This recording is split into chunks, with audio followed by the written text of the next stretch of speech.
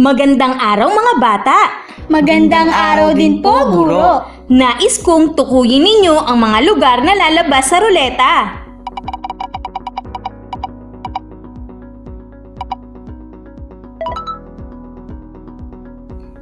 Ito po ang Caloocan.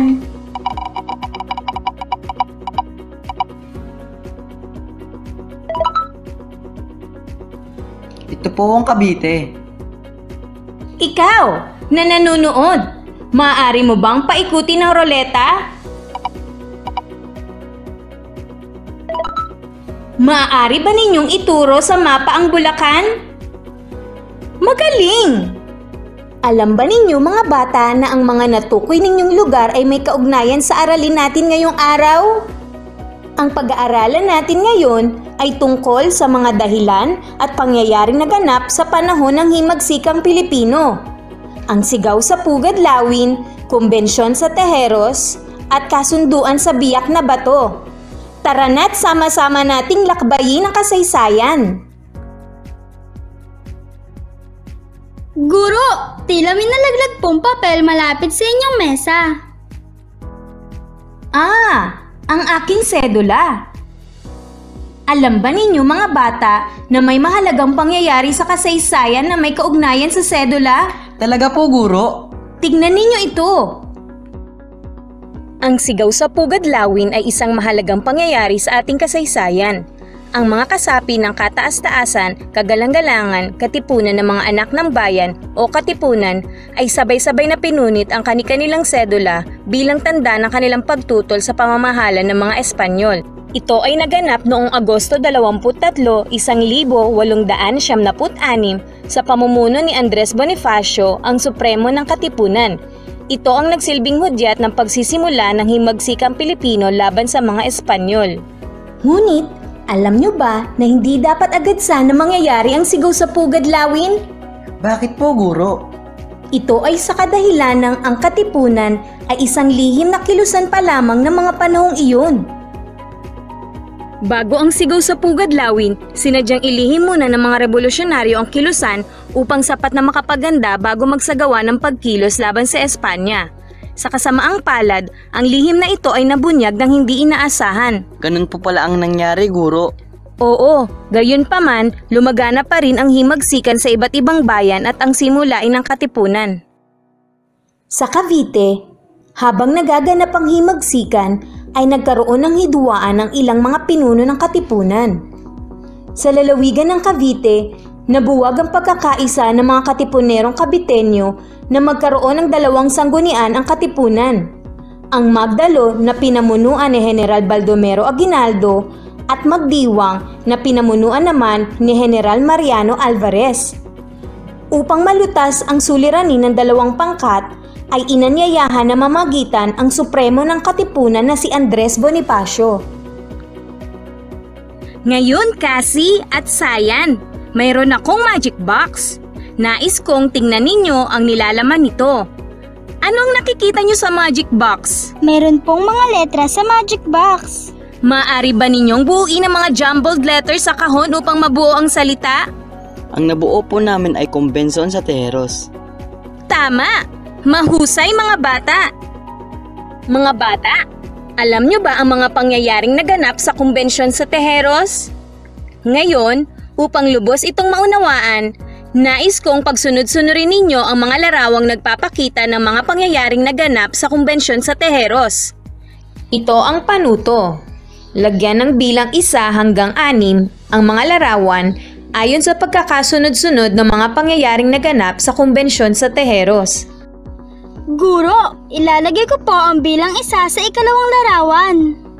Alamin natin kung anong pahayag ang nakapaloob sa ikalawang larawan. Ang kumbensyon sa Tejeros na naganap noong Marso 22, 1897 ay isang pagbupulong na idinaos sa Casa Hacienda de Tejeros, San Francisco de Malabon sa Cavite, na may layuning pagkasunduin ng dalawang paksyon ng Katipunan sa Cavite. Tama ang iyong sagot. Ikaw naman, Sayan. Bilang 2 naman po ang ilalagay ko sa unang larawan. Nagkaroon ng halalan kung saan nahirang ang mga sumusunod bilang pinuno ng bagong tatag na pamahalang revolusyonaryo. Nahalal na Pangulo si Emilio Aguinaldo, pangalawang Pangulo si Mariano Trias, Kapitan General si Artemio Ricarte, Patnugot ng Digmaan Emiliano Riego de Dios at Direktor ng Panloob si Andres Bonifacio. Magaling mga bata! Tama ang inyong sagot! Ipagpatuloy natin ang pagsagot. Bilang 3 po ang ilalagay ko sa pang-6 na larawan. Nang ipahayag ng isa-isa ang mga nagwagi sa halalan ay tumayo si Daniel Tirona at nagpahayag ng kanyang pagtutol sa pagkakahalal kay Andres Bonifacio bilang Direktor Panloob. Sinabi niya na ito ay isang maselang tungkulin at dapat isang abogado ang humawak nito. Kanyang isinigaw ang pangalan ni Jose del Rosario, isang Caviteño. Magaling kasi! Ako po, Guro. Bilang 4 po ang ilalagay ko sa pang-5 larawan.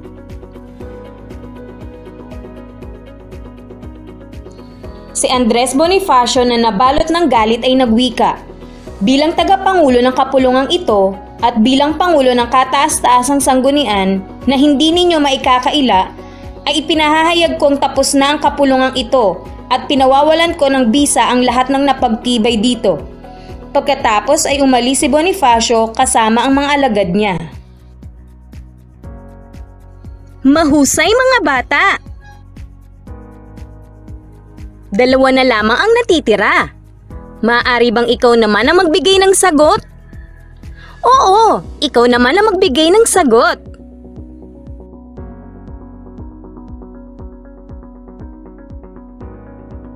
Nanumpa si Emilio Aguinaldo kasama ang iba pang bagong halal na pinuno ng bagong pamahalaan maliban kay Bonifacio sa simbahan ng Santa Cruz de Malabon sa kasalukuyan ay bayan ng Tanza. Tama ang iyong kasagutan. Bilang 5 ang sagot sa 3 larawan.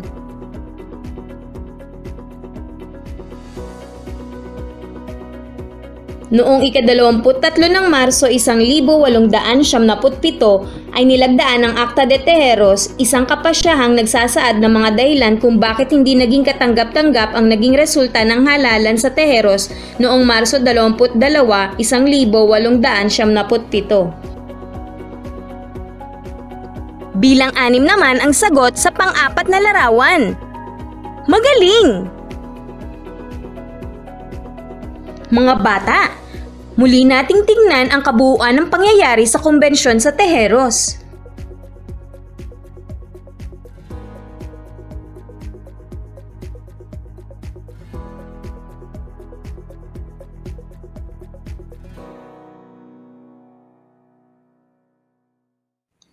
Ang kapulungang dapat ay mag-aayos ng hindi pagkakaunawaan ng 2 pangkat ng mga katipunero sa Cavite ay natapos sa pagkakahati-hati ng mga Pilipino na tuluyang nakaapekto sa layunin ng rebolusyon.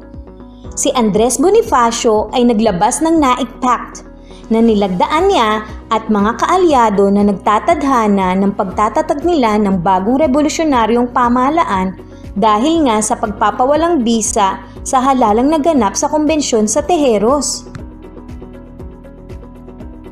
Hindi naglaon, si Andres Bonifacio at ang kanyang kapatid na si Procopio ay hinuli, nilitis at hinatulan ng kamatayan sa paratang na sedisyon o panghihikayat sa mga tao na maghimagsik laban sa revolusyonaryong pamahalaan na naitatag sa Tejeros. Samantala, sa kabila ng pagkamatay ni Bonifacio, nagpatuloy ang pamahalaang revolusyonaryo sa ilalim ng pamumuno ni Pangulong Emilio Aguinaldo. Nagpatuloy pa rin ang mga labanan at pagtugi sa kanila ng mga Kastila at sa pagtatangkang makatakas, nagpalipat-lipat sila ng kampo at nakarating sa Biak na Bato sa may lalawigan ng Bulacan. Noong ika-1 ng Nobyembre, 1897, si Emilio Aguinaldo kasama ng iba pang mga revolusyonaryo ay nagtipon at nilagdaan ang konstitusyon ng Biak na Bato. Maaari bang magbigay kayo ng inyong kaalaman tungkol sa konstitusyong ito? Ayon po sa konstitusyon ng Biak na Bato, pamumunuan ng pamahalaan ng Republika ng Biak na Bato ng isang kataas-taasang kapulungan na bubuuin ng Pangulo, ikalawang Pangulo at 4 na kalihim na may kapangyarihang mga siwa. Subalit, hindi na isa katuparan ng planong ito sapagkat hindi naglaon ay nakipagkasundo ang pangkat ni Aguinaldo sa mga Kastila sa tulong ng isang emisaryo o tagapamagitan. Magaling kasi! Mukhang binasa at inintindi mo ang ating aralin. Guro, nabasa ko din po na ang nagsulat ng konstitusyong ito ay sina Isabelo Artacho at Felix Ferrer. Tama, Sayan! Nakakatuwa naman at handang-handa kayo. Kayo dyan, nakakasunod din ba kayo? Magaling kung ganon. Hindi pa rin kinilala ng mga Espanyol ang pamahalaang binuo ni na Aguinaldo, kaya nagpatuloy pa rin ang mga hindi matapos na digmaan. Dahil dito, namagitan si Pedro A. Paterno upang magkaroon ng usaping pangkapayapaan sa pagitan ng mga Kastila at mga Pilipino. Siya ang ipinadala bilang tagapamagitan, tagapagsalita ng mga Kastila sa gagawing negosasyon. Mga kamag-aral, ang kasunduan sa Biak na Bato ay nilagdaan ni na Emilio Aguinaldo bilang kinatawa ng mga Pilipino at Gobernador General Fernando Primo de Rivera sa panig ng mga Kastila. At ito ay naganap noong Disyembre 15, 1897. Magaling mga bata! O kayo dyan na nasa bahay, tandaan ninyo mahalagang impormasyon na to, ha? Ano ba ang mga kaganapan bago magkaroon ng kasunduan sa Biak na Bato? Kayo, gusto nyo din bang malaman? Makinig kayong mabuti. Matapos ipahayag ni Emilio Aguinaldo ang pagkakaroon ng Republika ng Biak na Bato na may sariling saligang batas na isinulat ni na Isabelo Artacho at Felix Ferrer, ang pakikipaglaban ng mga Pilipino ay humingi ng mga tiyak na pagbabago sa mga Kastila. Ito ay ang mga sumusunod. Una, sekularisasyon ng mga parokya at pagtatanggal sa mga organisasyon ng mga paring Espanyol.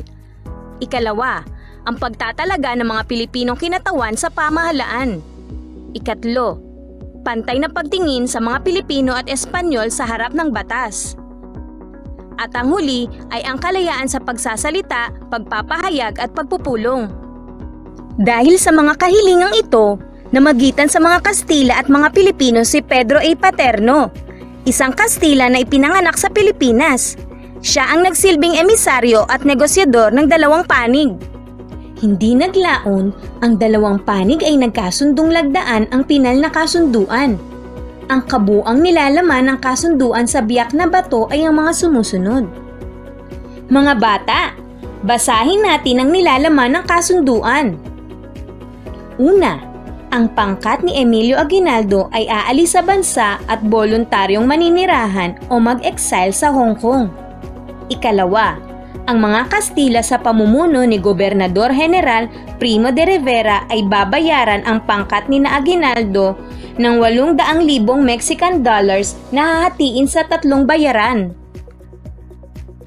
Nakasaad sa probisyong ito ang paraan ng pagbabayad ng mga Espanyol, at ito ay mga sumusunod. 400,000 Mexican dollars sa pag-alis nila Aguinaldo sa Biak na Bato patungong Hong Kong. 200,000 Mexican dollars kapalit ng pagsusuko ng 800 piraso ng mga armas ng mga revolusyonaryong Pilipino. 200,000 Mexican dollars kapag umabot na sa 1,000 piraso ng mga armas ang naisuko, kasabay ang pagpapatugtog ng Te Deum sa Manila Cathedral bilang simbolo ng panunumbalik ng kapayapaan sa bansa. At ang pagbabayad ng mga Kastila ng halagang 900,000 Mexican dollars sa mga pamilya ng mga nasawing Pilipino sa labanan bilang bayad pinsala.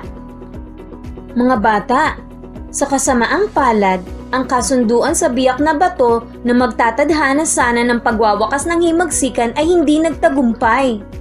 Bakit po? Ito'y dahil sa kawalan ng tiwala sa pagitan ng mga Kastila at mga Pilipino.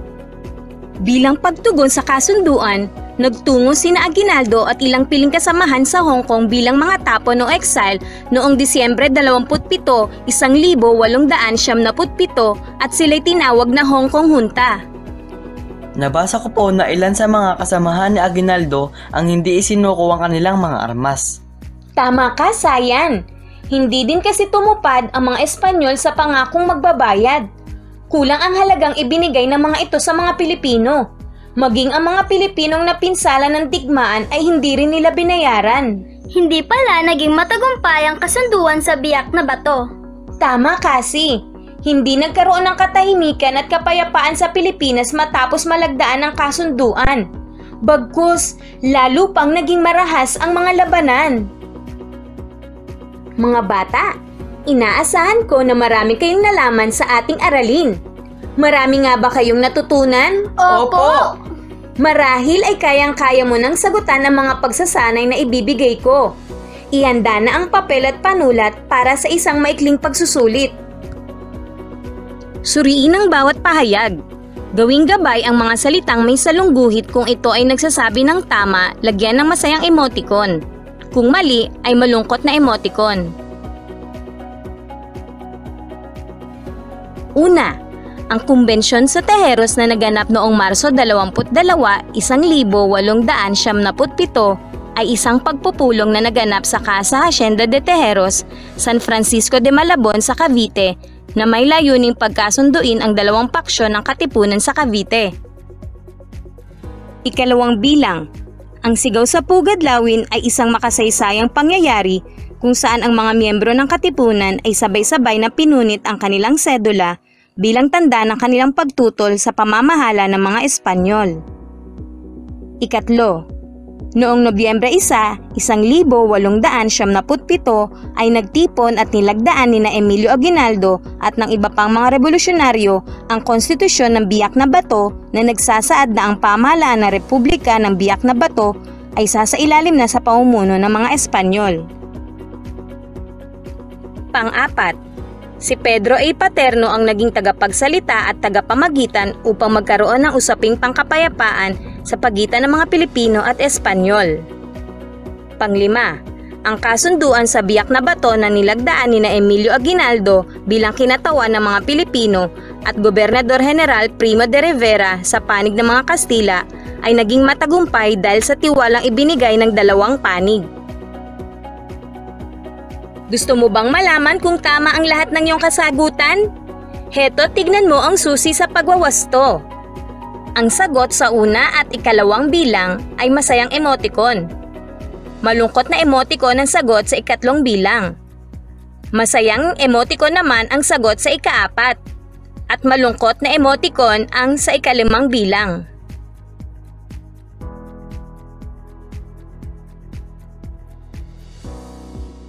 Natutuwa ako at marami kayong natutunan sa bidyong ito.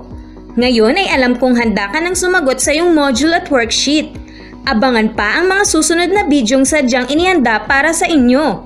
Hanggang sa muli nating masayang pag-aaral ng kasaysayan ng Pilipinas. Paalam!